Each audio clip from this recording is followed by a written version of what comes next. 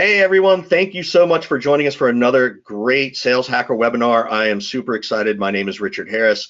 I'm your host today. Very excited to be talking to these two gentlemen who bring a lot of knowledge to the space, and I even think the European GDPR stuff might come up today, which I think is really, really important for folks. Today's session is how to turbocharge conversations by adding a human layer to your sales stack, right? We keep talking about personalization, personaization, hyper-personalization. Let's just get out the fancy words and let's just call it being human again. Like, it's not as hard as we have made it. It's great that we have a lot of great, amazing tools out there, but we still need to add that human element. Just a couple of housekeeping things. One, yes, we're recording, so if you can't attend the whole session, you can come back and watch the rest or share it with others once it's reposted. And please, I've spoken with both gentlemen. They would love to have questions coming from the audience, so I will be monitoring the question and chat feature. So please bring them along as we go through the session. We don't want to hold questions till just the end of the session. And finally, if you want to go into either the question or the chat session and just introduce yourself and the name of your company, we always like to know who we're talking to. This is about being human, so feel free to add a human element to this webinar. We would really appreciate it. Let me do some basic introductions. First of all, we want to thank Cognism for hosting this, sponsoring this webinar. And I want to introduce Tibor Shanto first, who's a sales performance leader and principal at Rinbar Sales Solutions. He works with B2B sales organizations to build top sales performance through focus on process, behavioral change, and execution, right? It's all about those three things, no matter what you're trying to do. And I don't even care if it's the sales part of the organization. That matters whether you're in engineering, marketing, sales, whatever it is, right? He's also the co-author of an award-winning book. But Tibor, you didn't give me the name of the book. So what's the name of the book real quick? The book is called Shift: How to Harness Trigger Events to Turn Prospects into Customers. Great. So, and it is about trigger events. That part I knew, but I figure people might want to know what that is, and if they want to go take a look at it on Amazon, they can, or wherever you're selling it. We also have James Isolé, who is the founder and CEO of Cognism. And before founding Cognism, James was a computer engineer, right? So he's one of these people who just understood building stuff, but then said, I really like this sales thing. So he's merging these two amazing minds, and now he's trying to put all this together with the AI impact that we're seeing. So in 2016, he partnered with some of his really smart folks and friends in the AI industry and launched Cognism, which brings people together and company with a company, an event, and I would say to a certain extent trigger data to focus on, and here's the big part, quality GDPR ready contact data in Europe and North America. I see people asking about this all the time. Where do I get good data on Europe? Where do I get better data in North America? And the fact that you've got the GDPR thing already dialed in, on May 9th or May 8th, that's fantastic. So thank you both for joining us. Great. Be here. Thanks, Richard. Yeah, so anyway, I'm going to sort of step back on this one. They've got some slides and some ideas they want to share with everybody. I'll jump in with questions. Obviously, I'll be monitoring the questions from the board, but I'll let the two of you take over from here. Great. So I think where we're really starting from with this talk, and the ideas that I looked at with Tibor, we've written I've written an article, and then Tibor's followed up with another article, which you can find on our blog and on Tibor's blog, is really this idea that one of the things I've noticed as a software engineer going into sales and into sales intelligence is that in software engineering, it used to be that software was built very monolithically, that these very large software systems were built that were very hard to then make any sort of changes or make to change to be more flexible. And what you see now in sales in terms of this dazzling array of technologies that you can add to your stack, but we still have these very rigid frameworks that I've seen when I've gone in and met lots of clients in terms of the actual sales process. It's very fixed, and just like software engineering, you have these monolithic processes that were set up at a time gone by, and people don't really then kind of dig in and break them into pieces and really analyze them. So we take that kind of technology, all these different technologies, and we try different things out in this monolithic process. And really, if we could look at kind of decoupling the human components and treating them like we do the sales components and the sales stack, then we will get like better performance from our sales engine. So that's kind of a broad overview of what we wanted to look at this talk and what we've looked at in our articles. And this is kind of, I guess, like the classic view of the sales funnel, right? And how we kind of build out a sales funnel, and how, typically the CRMs are kind of like set up to deal with this, this one size fits all, like this specific process that we just, put our leads through to get to the closed deals and opportunities. Yeah, and sure, like I've seen this picture, right? And we've seen many versions of this picture with just the array of the dazzling amount of technology and sales technologies that are out there that we can kind of like add to our sales stack at the moment. And so how many images are on that slide? Yeah, a lot of images are on this slide. I don't think this is a very conservative slide. I think I've seen the versions of this slide that have many more hundreds of different technologies. I think that what that goes to show is that people are. We're very, as organizations, we're very kind of keen to try out technologies to solve our problem. And I saw a stat recently that in the sales intelligence field that the typical churn rate of tools is around 34%. So we're very, and I think that symbolizes a problem, right? And that number is about a problem that people are trying out a lot of these technologies thinking that that will solve a problem, and what they're not really diving into is the monolithic process that has been built for sales, and breaking down the human elements of that, and then getting performance from a mix of both the technologies and improving the human elements of the sales process. I think if you to answer your question, Richard, as of last February, I think there were just about 4,000 different apps on the App Exchange, Salesforce's App Exchange. And I think the slide that James was showing sort of goes to a change in mind shift. I remember when I was younger, if there was a problem, the VP of sales would say, let's throw a body at it, and they would always go out and get a head count. With Apple coming along now, when there's an opportunity or a problem or a challenge, they'll go, let's throw an app at it. And somebody will create that app because there's that opportunity. So. Yeah, and I still work with a lot of companies too, where they still want to just throw a body at the problem, right? And I think that's part of it. There's this value, and I've talked about it before, is what's the value in effectiveness versus efficiency, right? So many of these apps, for the last few years have really been about effectiveness, right?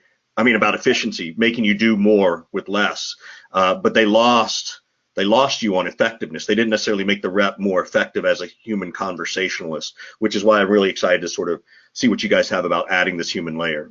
And not to take it off track, but just to your point, I don't know if you saw the stats that came out of CEB a couple of years ago that showed that the greater the apps in the stack, the actual performance of the reps go down, and there was an actual 12% decrease in some cases, depending on the combination of apps.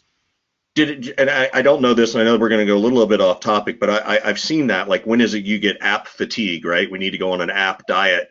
Was there a magic number? They said, 7, 8, or? No, but they do have a calculator somewhere on the old CEB site. They're Gartner now, so I don't know where all these things went. But they used to, a couple of years ago when they introduced this data, there was a calculator on the site that asked you how many apps you have, how many permissions, and things like that. And based on that, they can give you a calculation as to where you're on that spectrum.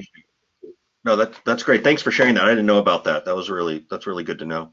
I'll turn it back over to you guys. So sorry about that. So so just I guess, like, just to summarize, like what we were saying there, basically, we regularly switch out tools in our sales funnel, but we rarely dive into the basic human workflows and break those down into like microprocesses in a similar way that in software architecture we've built. We've turned. We look at microservices. So we need to, just in general, we need to treat the human process in the sales stack equally to the technology, break them out, like understand them, and then, really, make those processes more efficient and break them down into the smallest components we can break them down into. That's what we want to look at. So we got a question from the audience on that last slide. And if we're going to talk about it later, let me know. But I promised we would ask questions along the way.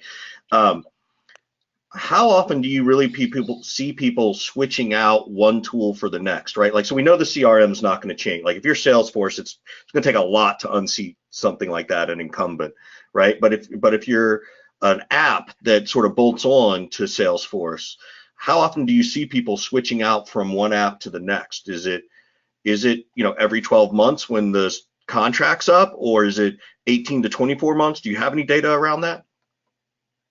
I have that one stat on the sales intelligence platform, into the sales intelligence tools. There's a 34% annual kind of churn rate in the industry.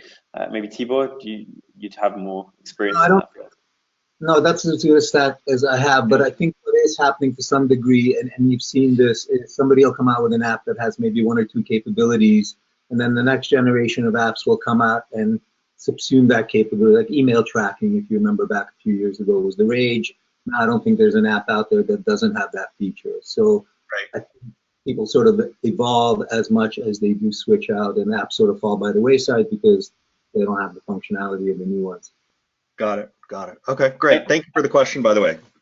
And I guess what I do see though, when I've gone to, because of the nature of a company, we go and we help companies all different sizes in terms of helping them with their contact data, and then also helping them with the workflows that contact data goes into in terms of them actioning it. And what you do see is that when people move companies, especially if they go into smaller companies that have less developed processes, that's the point where they change, like technology. So from Salesforce to HubSpot, for instance, like, you see that a lot, and then they churn through tools when they move to new companies and get to redesign to some degree the process that they have. And that's when they look at the problem of performance generally as a technology problem initially, instead of a human process problem. And that's one of the things that I've observed when I've gone into different clients and seen what processes they're building.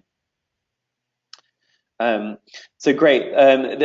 So in terms of like diving into this in a way, and just I guess like picking on one area in the prospecting process, so we could kind of look at how you might want to break this new kind of framework in. So we picked on cold calling performance, so the cold calling performance problem. Typically, what I saw, and also what we went through as an organization when we set up our initial cold calling system, is this kind of view, this monolithic view of how the cold calling engine works. That you have leads in, it goes into this process that your VP of sales has built, and then just meetings come out of it. And from a CEO's perspective, or from a VP of sales perspective, like seeing the process as that kind of lumpy process. We could break that down a little bit further into terms of how people see that. So in terms of taking technologies that create contact data, like our own platform, but Discover Org, Zoom Info, that giving you the contact level data to create your dials, and then you either have direct dial, switchboard numbers, that's connections, conversations, and then that turns into meetings. So that's kind of like the standard monolithic kind of process. And then from that, you can bring in technologies that improve performance, right? So you can, bring in, good quality sources of lead data, like from platforms like our own, or, instead of like just scraping it from the web and losing lots of time there, you can use technology like Connect and Sell, which, do that kind of auto dialing for you and ramp up your dials per rep. And then you can use technologies like, for instance, Chorus or Gong that can analyze the conversations and then look at the performance and making sure that your sales reps, etc., are staying on script, or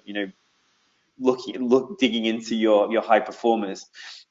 So that so you can add technologies to that. But what you could also do, and which we kind of break into the next slide, is looking at breaking out the actual human elements of that cold calling process. I'm a big fan of Chris Beals at Connect and Sells, and looking at his blogs, and he's one of the things that really inspired our process was how asking for referrals and asking for follow-ups, and the actual extra boost in performance you get from asking for follow-ups, and those follow-ups have a more than 2x a chance of turning into meetings, and that is, but you could just not have that as part of your process and not actually break that out and not measure that. And so just adding that immediately boosts the entire performance of your system over time. And I think Tibor can dive into his specialties, really, like the micro skills in the conversation. So I guess, just so I just want to sort of, summarize this a little bit, right? Is that instead of calling just for the sake of trying to get a meeting, we should be trying to get one of three things: meetings, referrals, or an appropriate follow-up. I'm a little leery of that word, but is that sort of what you're suggesting? Is that rather than one call to action, you have multiple, or you still have a single call to action, but as you go through your cycle, some of them are going to be about meetings, some of them are going to be about referrals, some of them are going to be about something else? I think there's a primary sort of objective is to get that meeting, whether it's face-to-face or virtual. If that's not to be had at the moment, then I think what James is referring to is a lot of salespeople don't go to plan B, which is to ask for a referral, and they don't go to plan C, which is to inquire a little bit further as to maybe when is a better timing. So I find a lot of reps will get a prospect, tell them, not a good time, Tibor, give me a call in October, but they fail to ask what will be different between now and October, so they actually know what to talk about in October, or maybe there's in fact something that they could do now that the prospect wasn't aware of, much like Henry Ford. They all wanted a faster horse till he came up with a car. So I think it's a hierarchy of what you settle for. Got it. Okay. I think that if I could sort of pick up on a baseball analogy, so I think the technology and a lot of the steps that James laid out to this point speak about, again, that efficiency. So how can we get more at-bats, if you will? So if we can get more at-bats, then we obviously have a chance of getting more on base and then getting more runs. So more in the pipeline, more closes. So where I focus on, I think where the human element needs to be revisited is what do they do once they get to that at-bat? How do we improve their swing? How do we get that compounded benefit of more at-bats and a better swing so we get a compounded beneficial outcome? So what I do that extends nicely from what James has talked about is break down that cold call to an actual process-driven, or I would argue micro-process driven, because each stage has a purpose in a way that you execute it and for a specific reason. And what do you do if you come up against roadblocks and all that? So there's a process, and a lot of, as James showed in that box, there's still an element of there's your phone, there's your list, and there's your territory, and tell us what you've done at the end of the day. I know it's a bit more elaborate with some of the stack, but the net effect is the same. So what do they do when they get that person on the phone? And I think if we can go to the next slide, it's interesting that when you talk to salespeople, they talk a lot about rejection being a big factor. But if you look at the top number, they looked at B2B sales across the board, and what they found is that accepted leads, the close ratio across B2B, so this is people selling nuclear power plants to selling nuts and bolts and everything in between, the close ratio is about 16.4%. And most prospecting programs, the stats show that the close ratio is about 14%. So if we can jump to the next slide. The question I have for salespeople is what's the difference? Because one rejection rate for going to meetings, going through a whole long process is 83.6% for rounding, and rejection rate on cold call is 86%. So the question is, where's the difference come in? And I'm going to argue it's around the process, because most sales organizations have a process once the meeting is accepted, but they don't have a process for getting that meeting. And if you can have that process and break it down to micro steps like James has outlined, you can begin to impact the human performance, and you can get better swings, more at-bats, and more money in the bank, or more opportunity in the pipeline. So if we go to the next one. So again, breaking it down, and people want details, they know where to find me, but how do you initiate that call? And that's a big factor, as we'll talk about in a minute. How do you engage the customer, right? Because they got to come into the call. How do you get ready to ask them for the appointment? And then how do you be real and know that 99% of the time you're going to get a rejection for reasons that I'll talk to in a minute? So we have to get better at handling objections. I listen to a lot of calls using some of the technologies that James has mentioned, and people seem to fall apart around objections, even though, other than death and taxes, you can count on it, right? And then how do you secure the appointment? And then if you're in an inside role that has to then continue the sale, how do you transition into that sale once the client has accepted the engagement? The other place where the human factor comes in on the next slide is most organizations and most of the tech tends to focus on how do I deliver content. And it tends to ignore the reality of day-to-day life, which is most people in a corporate environment are trying to pack 16 hours into a 10-hour day. So their day is done before they even get onto the highway in the morning. So in comes this uninvited call about something that they think they already got taken care of. So our calls set a series of events into motion. And if we don't think about those events, then we're going to be beat from the beginning. Because think about it, if you think about an average person that you're trying to sell to, if they get an average of 5 unsolicited calls a day, if they work 48 weeks a year, that's 1,200 a year. And if they've been on the job for 5 years, that's 6,000 calls. They've had a lot of practice to ignore us. So I've never done that math, but that is staggering. That's really amazing. Yeah, crazy. If you don't deal with the dynamic side, you can have the best content in the world. It's like putting the greatest nuclear warhead on a misguided missile. You know, it's going to land in the ocean and that's it. So that's where, again, the human factor. So if you can think about which tech accelerates and supports elements of that microprocess in the cold call, then you can get a compound of a compound. Yep. So I say this a lot too, is that, you know, content is king, but context is the kingdom, right? You've got to have much better context. Content is king, but the queen still rules. Yeah. At least in my house. I think that. So again, so that dynamics thing, as we'll see on the next slide, as we said, they're already trying to deal with a whole bunch of things. So our call is an interruption. And when I work with people, I tell them next time somebody asks you what you do for a living, tell them you're a professional interrupter, because that is what we do. What makes a real professional is how they manage that. How do they manage the impact of that call, which effectively, very graphically on the next slide, we are, for no bad reason, we are T-boning their day when we call them in the middle of their day. By the way, no prospects were hurt in the taking of this picture. I like being called a professional interrupter, though. That's pretty good. Putting it on my card. Yeah. That's great. So I think that, again, if people begin to think about how they use their technology to address specific things in the microprocess, which I think it sort of unfolded that way in the CRM universe anyways, bring that same principle, like James says, bring some of the engineering principles to bear and bring some of the other principles in terms of what's the dynamics between two people who are being interrupted. Yeah, so there's a couple of people are sort of asking, can you give some examples in terms of, you know, I think going back to your process, your methodology of, you know, the first stage is to initiate, right? You know, is there a real world example you can share with people from the cold calling perspective, that something they could try, you know, today or tomorrow? So I think if you go to initiate, there's a couple of things, 3 things that they could take away right away. So there's 2 questions we tend to ask because we were brought up to be polite people that will kill your cold call off the top.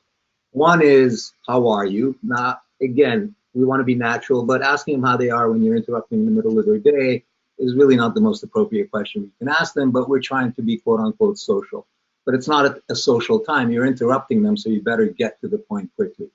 The other question we tend to ask, is this a good time or do you have a few minutes? Well, if you're a professional interrupter, you know that it's not a good time because it's your job to interrupt. So why ask the silly question? So what I suggest to people is that they use something along the lines of, thanks for taking my call. Because A, it doesn't require you to stop. In our society, as soon as you ask a question, you have to stop and wait for the answer, whether you like it or not. So by saying, thanks for taking my call, you're acknowledging that you're interrupting. You're letting off that social steam, that guilt that your mother's voice is in the back of your head that you didn't ask them how you were. You know, so you're letting that off by saying, you know, thanks for taking my call. And then you can go right into the engage statement and still maintain momentum of the call as opposed to risk losing momentum of the call. So that's one example. If they want more, you know, there's a whole days of workshop around it. No, that's great. Yeah, and I don't know how you got my mother's phone number, but you know, you're right. So let's go forward a little bit more. Yeah, back to you, James. Okay, I think that kind of, yeah. So that was kind of our slides there, right? So. Oh, okay. So yeah. A couple of questions are coming up from the audience, right? And these are very situational, Tibor, so they may come back to you. And James, I think people want to hear from, you know, what's been your experience too. And I've got a couple of questions from one of your posts. But someone my asks, she had a few demos with prospects that they agreed, after the demo that it went well, and they said, of course, by all means you can stay in touch with me, right? Which is that professional blow off, right? What kind of things what kind of recommendations can you give to her to either A, try to get that person back on the phone, or B, what do you say when someone says, yeah, just stay in touch with me, or as you said, call me in October? James? Yeah, I mean, I would say that, from my perspective, that you'd have like a process in place for that, right? You'd have that, well mapped out about how that follow-up happens. I mean, that's a win, right? We know now that those follow-ups are going to convert at a higher rate than a first time call. So that's a win already, right? And you've already built value there by just getting the follow-up. Ideally we want to kind of even reward for that, because the reps had a win there, and so pulling those follow-ups into a pool, that has value for the company. That's IP for the company. I look at it that way, and it's just making sure that we've built like a good process, and that capturing of the follow-ups is really that's part of our process, and that it's not just that she says that and then nothing gets logged, nothing gets followed up on, and it's just seen as a rejection. And I've seen that before, right, in processes where it's just treated like a rejection almost, and nothing is recorded. Generally, most organizations, like a lot of organizations we see, especially like very small companies, just don't have any sort of a process and don't know how to handle that or put it into any sort of system. And so that's the first thing to do, is systemize that. So I have a question for her that she can type in while I'm answering her question. Sounds circular, but I'll do it. And that is, when did she do the demo and sort of the generic process? Like at what stage did she do the demo? Because my answer is, I think most people, especially in inside sales who would leverage some of this, are doing the demo in the wrong sequence. So they're doing the demo hoping that the client will see themselves in the product and say, where do I sign? Sometimes that will happen. Most of the time it won't. So if they use the demo as a closing tool, if they would have actually sold the deal and find out what was the client trying to achieve, what were some of their objectives, what were some of the roadblocks, what are some of the things that their software or application can actually help, and get agreement that these are the critical things and these are the ways that it will help them achieve their objectives. And if in fact it does that, there's no reason why we shouldn't move ahead. And if they get to that point and the customer nods, just like you did, Richard, then we do the demo. The demo is a closing tool. She did a demo before anything was defined. Yeah. And I, this is how I teach the same thing, is before you do the demo is you just say to the prospect, look, I'm going to show you a demo and I promise it's going to work, because if it doesn't work, I'll never hear from you again. So let's assume I show you a perfect demo. Where does that leave us? What happens after that, right? So you're pre-qualifying the process or the next step from the customer's point of view before you even spend time on the demo, right? You may get answers that like, hey, we still have to talk about it in budget for next year. Hey, we have to go talk to 3 other people and get their approval. It doesn't matter what you get. The important piece of thing is that you get some piece of information that shines a little bit more light onto the next step of the buyer's process, not just the selling process. And I think that's the really critical piece. And yes, if they say, well, I need 2 other people, of course we can say, should we wait and do 1 demo instead of 3, right? And sometimes you can and sometimes you can't, but at least you have that piece of information. So I apologize. Camera zooming in. I have no idea why it's doing that. So I apologize. If it's making anybody motion sickness, I apologize. Go back to James's point that if they have a process, they have something they could try and adjust. If they don't have a process, then there's nothing to adjust. They just keep going in the blind. Yep, yes, I agree. It's the problem of leaving it to like the skill of the rep that these things are done. It doesn't need to be that way, right? It's actually like extract, and that's what the tools like Chorus are there to do, is that you can drag out those questions, drag out like this insight, like we get from webinars like Sales Hacker, and turn them into processes and make sure that the reps are actually have that in as part of their routine. So just systemize that and breaking them out as small blocks, like almost like a flow diagram, that you make sure that people are actually hitting those touch points, and then retraining people that aren't hitting those touch points to get more consistency and to build a scalable sales team, instead of believing that there's kind of an art to sales and that there's these skilled salespeople. That, of course, there are skilled salespeople, but we can also take kind of our poor performers and we can train them and we can make them, good performers. And that's just like breaking it into these like sub micro processes or micro skills, and then making sure that all the reps are trained in them. Yep.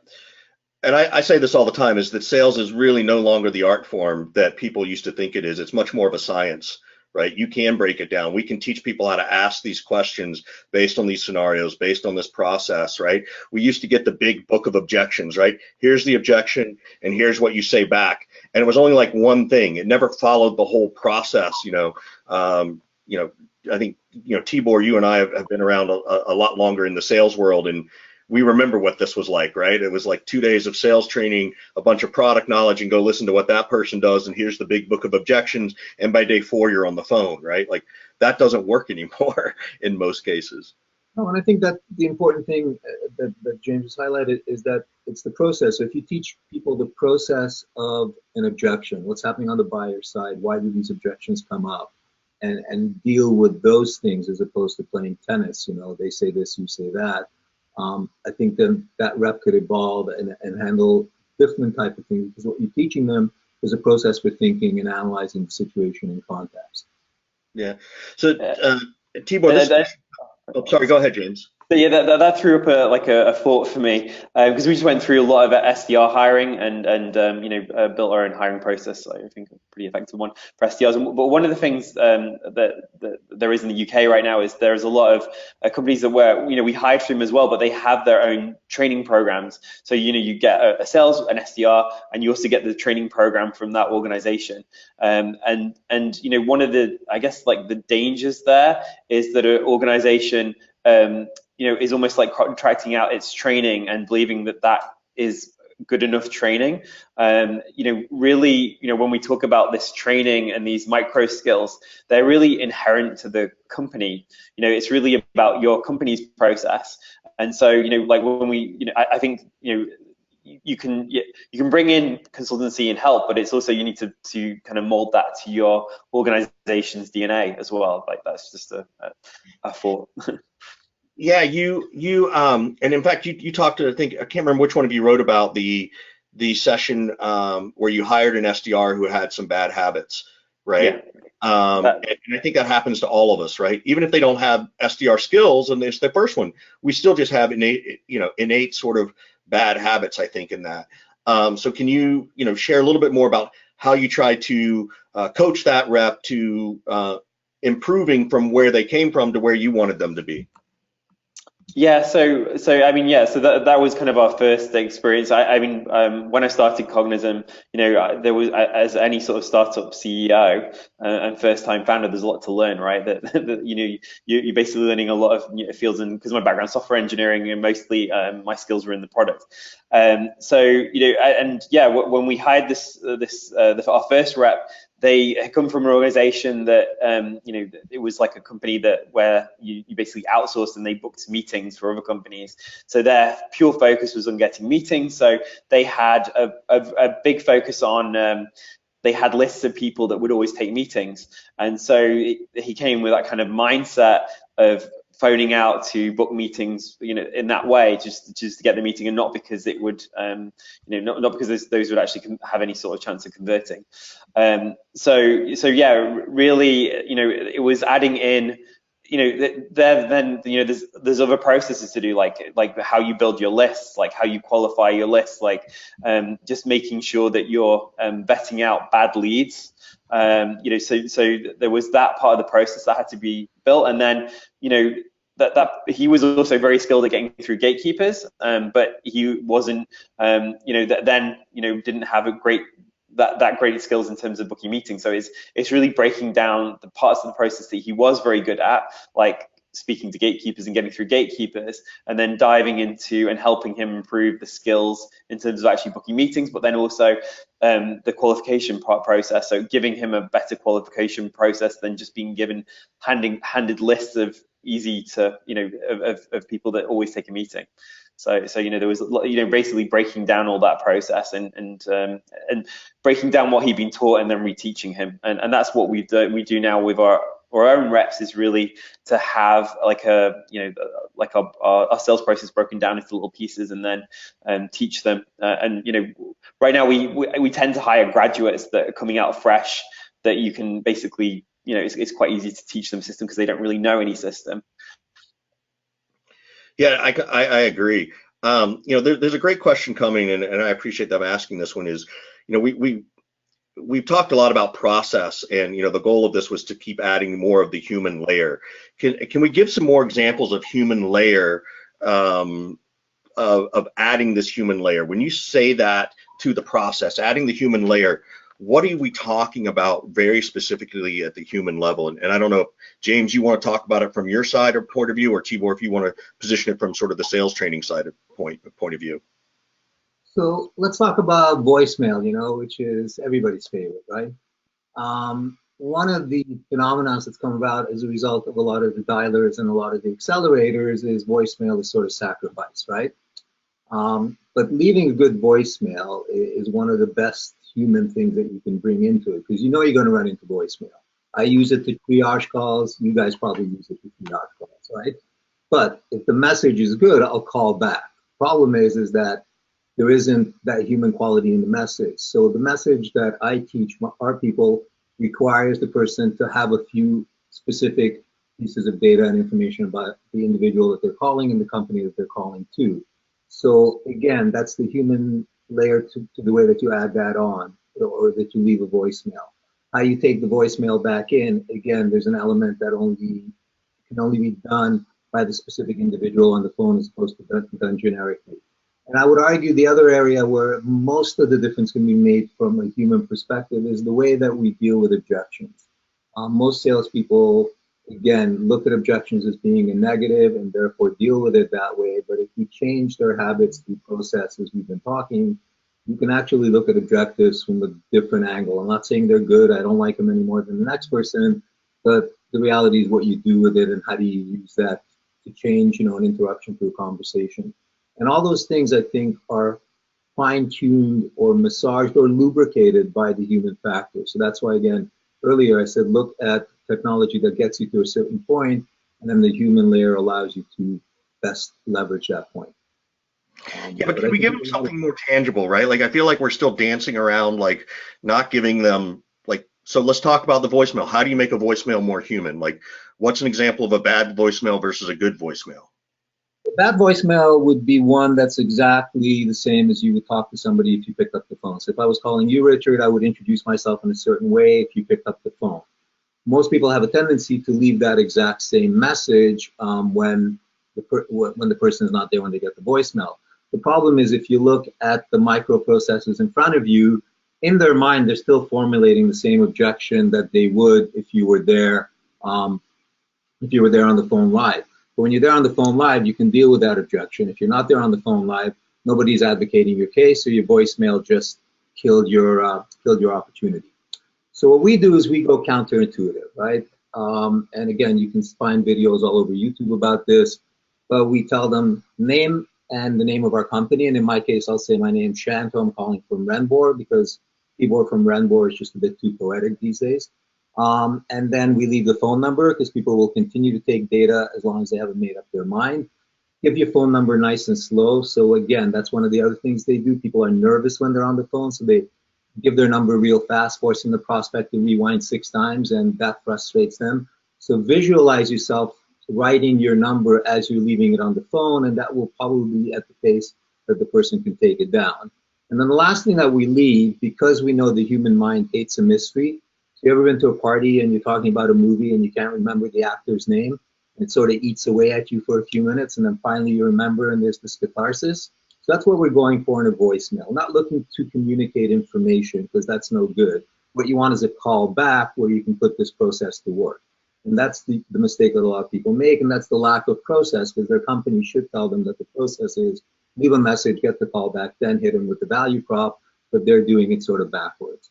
So we leave a third-party reference of people that we've dealt with. So in my case, for instance, I've trained the people at Chevron Texaco, so if I was going to go after Shell, my message would be, hi, my name's Shanto, I'm calling you from Renbor. I can be reached at 416-822-7781. And by the way, Richard, when you call, can you please reference Chevron Texaco? Now, person at the other end, and the people who call me back, who've written me 6-figure checks as a result of this voicemail, said that they were curious about why some unknown entity is calling them about their biggest competitor, and they called. Got it. Okay. So that's a very specific technique and strategy, which I think will work really, really, really well. So if you leave 15 voicemails after 7 in the evening, 8 of them will call you back in the morning. You get your appointment, and the day is good. Yeah. Got it. Yeah. Is there a time of day that you think is best for leaving voicemails? Whenever you're awake. Whenever you're awake. Whenever you're awake. All right. Got it. Okay. So a couple of questions coming in. So, what if you have a rep who's been in the workforce for a few years and you're trying to break some of their habits and teach them new techniques in a new genre and maybe in a new genre for sales for them? How do you, I sort of call these the lifers, right? These are the people who have tremendous skill. They have a tremendous amount of experience, and they really know how to do parts of the job well, but maybe they're not able to adapt as easily as we would like, right? How do you encourage them to follow the new process, but also make sure that they still get to keep their human element to themselves? I think, okay, from my side, from what I've seen, having them break down their process, how they understand the process right now, and understanding the kind of metrics that come out of that process is just breaking down their process. You may find really useful parts of their micro skills that you want to take out and diffuse across your organization. Because typically, what I've seen happen is you'd hire somebody like that that's very experienced. They'd come in and then they're just kind of like, yeah, they do their thing, right? And then you put them into your system with its current metrics, and then they're set to hit their targets, right? If you could actually first kind of deconstruct their process, get them to kind of look at your process right now and how it's set up, and then I guess take those skills and then look at how they could contribute into improving the current system. If you can kind of deconstruct and then basically fit the system into the like a brand new overall system, which includes the new component of them and their experience melded into your system. That's where you want to get to, right? Because that's why you'd hire somebody experienced rather than just bring in a graduate. And so, James, if I'm understanding you, you actually have the rep sit down and write down the process as they see it and feel it's going. Whether it's their interpretation of your process or their own process, you want them to start to deconstruct it so that as they deconstruct it, whatever comes out next when you reconstruct it comes from them and not you, and they're not being dictated to. Is that maybe what I'm hearing? I mean, the way I would want to do it is, first of all, just observe them, let them do their thing, because they would come in, their experience, they've probably hit targets before, you don't want to kind of disrupt, you've hired them because of their performance. You want to see how they do that, but then you want to kind of take that out. Either for a company my size, either a VP of sales or myself will kind of sit there, watch them, observe them, and then or you can do that with all these technologies like Gong or Chorus, and then you can kind of deconstruct what they're doing, teach the best bits of it, and then take out their kind of bad habits and then kind of replace it with your system and then get to a better overall system. Yeah, how do you allow the rep to maintain their own unique authenticity, right? So, clearly the three of us are three different people. We have different personalities, different styles. We're even talking in different ways. Some of it could be cultural, just based on where we were raised. Some of it's just human nature. How do you manage following the process, which is so critical, to also letting people be authentic as themselves? And I'll let either one of you answer that one. Because I think the process has to be sold as an enabler. I mean, I often hesitate to use the word process with salespeople because right away there's this visceral reaction to it, right? So I tend to use about sales flows and things along those lines. But I think that, to answer the previous question and maybe tie it all together, if you go back to the Lakers of the late 90s, right? They had Kobe, they had Shaq, right? You describe those guys as having the requisite skills to win basketballs? Yeah, some could debate it, but sure. So they didn't do too well in the late 90s. And then Not bad. Right, in came Phil Jackson, right? What does he bring with him? The triangle offense, right? And if you play for Phil Jackson, you got a choice. You do the triangle offense or you don't play for Phil Jackson. But I don't think that triangle offense interfered with Kobe's skills or Shaq's skills or anybody else, but it did lead to 3, successive championships. So it's an example where I think you can take people's skills and actually show them how the process enables them to take those skills further. And look, Shaq even got a free throw, I think, in one of the games, right? So, there's a lot. I think the idea is to show them the process is something that enables them. And I think a lot of salespeople have a misnomer that somehow process is there to restrict their God-given artistic skills. That's great. Yeah. So I say, it's not within, like, we break these things into micro skills, but there's still talent within the micro skill to engage and have the right it's the right tonality. There's lots of things that go into each micro skill that makes it makes the gives you differences between reps. But what you're hoping to do is just at least have the blocks there so that your reps that are missing, like following those micro those micro skills or those processes, you just make sure that they're going through those blocks themselves, so that you're kind of averaging, you're bringing up the rest of the team that's poor performing just because they're not doing these basic blocks, and that's kind of, and then hopefully a skilled person, they'll watch that skilled person, and then they'll be able to pick up and improve their game from that person's game. Sure. That's great. Let's so someone's asking a question. I know that Tibor, this might come to you, but I'll actually, James, is maybe as the actual practitioner with the team, you could answer too, is how do you test the different parts of the steps, right, that you're giving, meaning initiate, engage, IQ, ready, all those things. How do you teach them to role play and practice those things, Tibor? And then how do you actually get them to, once they've role played each piece, put it all together? So I think you start by, exactly as James has been saying, is breaking it down to microprocessing. So even within the initiate, we spoke about 3 steps and there's probably a couple of others. And then if you look at the engage, there's probably 3 or 4 sub steps to that as well. So the way that I tend to train it is step by step. So this is the middle piece of a broader prospecting approach, but I tend to train it step by step, and they practice each piece as they go along. We then get them to put it into practice among themselves. And then you take it to the next level using something like Chorus to actually record and listen to the calls.